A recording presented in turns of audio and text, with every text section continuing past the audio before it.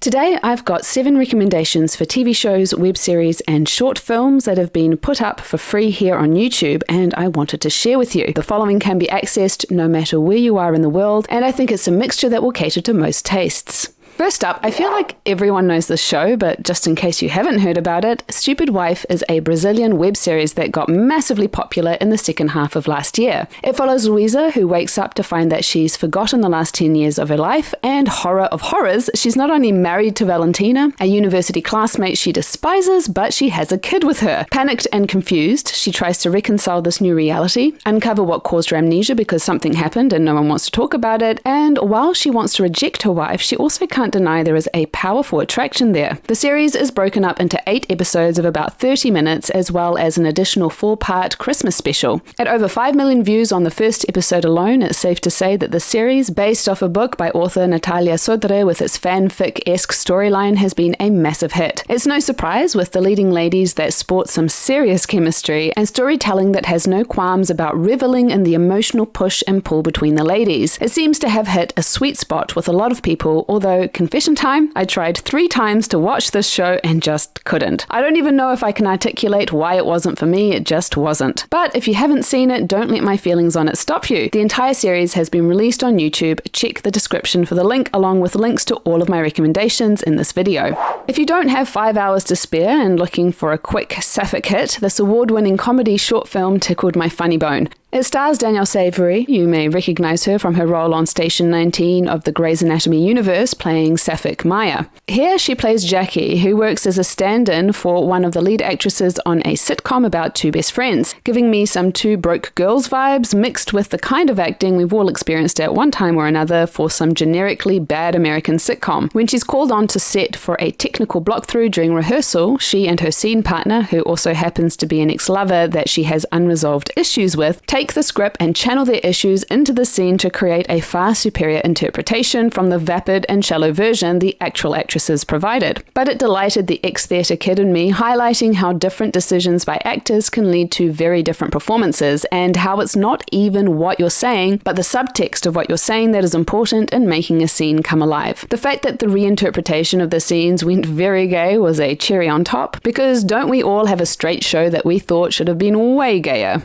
The Rich Man's Daughter, a TV series that originally aired on Filipino TV, breaking ground in sapphic representation for the country back in 2015, was also released to YouTube a few years later. It follows Jade, the daughter of a hugely influential and, yes, rich man, who falls instantly and unexpectedly in love with her brother's wedding planner, Altea. Being the darling of the family, this revelation fractures her conservative family apart, but their love can't be denied, and it takes Jade and Altea on a wild, wild ride that delves into family honor, navigates family obligation, and, at the epicenter, the love of these 2 women. At 65 half-hour episodes, this show ranges from sweet love story to harrowing drama, and the first time I tried watching it, I'll be honest, I had to stop when Jade got kidnapped by her own father at about episode 22. Second time was a charm though, because I was probably in a different mood, and wow, the kidnapping was the tip of a dramatic iceberg, just warning you. Nevertheless, I found myself watching it compulsively, and while I wasn't on board for some of the decisions they made, the chemistry between the ladies was palpable, even if they didn't air the kiss that was filmed between them. Instead, we got lots of forehead bumping, which reminds me of a few other ships from the 2000s and early 2010s. The kiss was released, and it is floating around the internet to provide at least that much satisfaction to go with their happy ending, and I've linked it for you in the description. You're welcome. And while that might make it sound like they shied away from equal representation, I thought it was a pretty gutsy show. It included 3 extra sapphic characters and a couple of gay guys in the mix so that our ladies weren't the only gays in the village, and the dramatic soapy antics aside, they did explore some very real themes in there. The reason I even decided to watch The Rich Man's Wife was inexplicably because of Gap the series. I don't even know why, because these 2 shows are very different. I did a mid-season review, link in the title cards, and while I know many of you who watched the video felt my critique was maybe too harsh, as each episode has gone on, my feelings have softened, especially as Sam's journey has unfolded, and I've been quite floored with the amount of genuine intimacy they've been given. Again, I feel like most of you will know the show because it's been super popular the last couple of months, but in case you don't know, it's a Thai GL show, GL standing for Girl Love, a term used to describe sapphic content from Southeast Asia. Gap is a first for Thailand. It follows Mon, who has a long-standing crush on Sam, descendant of Thai royalty, who had saved her from being run over when she was a young girl. Many years later, she has worked hard to get a job at Sam's social media company, and a romance quickly develops between the two, leading to a secret affair. The show spends the majority of the season focused on the development of the relationship between the two ladies, which feels like a rare treat. And in the final quarter, things get more complicated when Sam's grandmother, the family matriarch, learns about the relationship.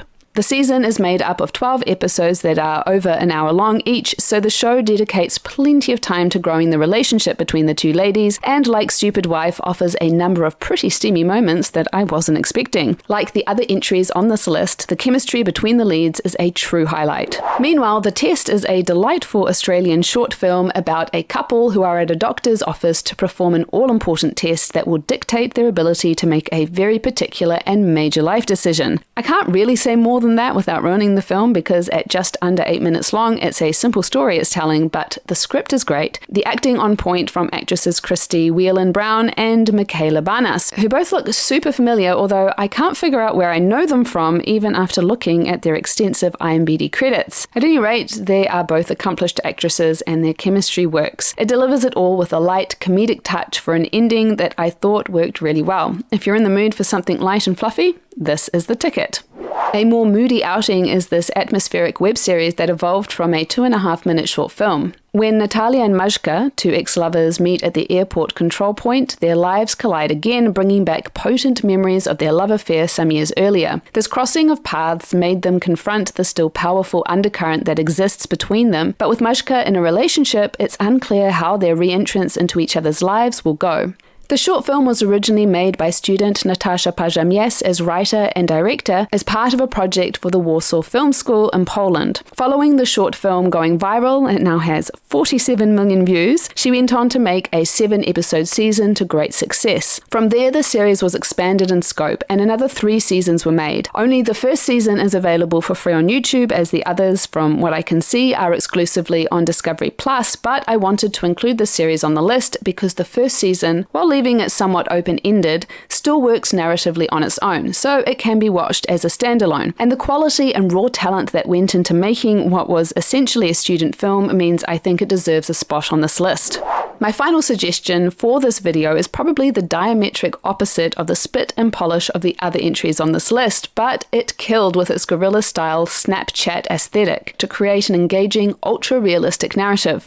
Through short video clips and captioned pictures, we follow Taylor as she has the initial epiphany that she might be into girls, to a first crush, to dating and all the angst and joy of discovering her sexuality. Her friend and roommate Kelsey is there for her every step of the way, helping her to navigate these new grounds, and their friendship provides some of the most hilarious and fun moments of the series. The whole production is snappy and well-timed, building Taylor out as a colourful and nuanced character in a way we don't usually get to see in more traditional narratives. It's got 16 short episodes of about 5 minutes each, making it a watch of about an hour and 10, and is brought to you by the YouTube channel Unsolicited Project, also known as the Gay Woman channel. If you've watched anything much of the Gay Woman channel, then you'll recognize some of the actors from the other web series they've created. The most famous, of course, is Camilla, but they've made a good half dozen other web series, some of which made it onto my top 10 web series list, link in the title cards. They've also spent 10 years making their weekly show Pillow Talk. In short, if you want to find some free lesbian content, you might want to check out their channel,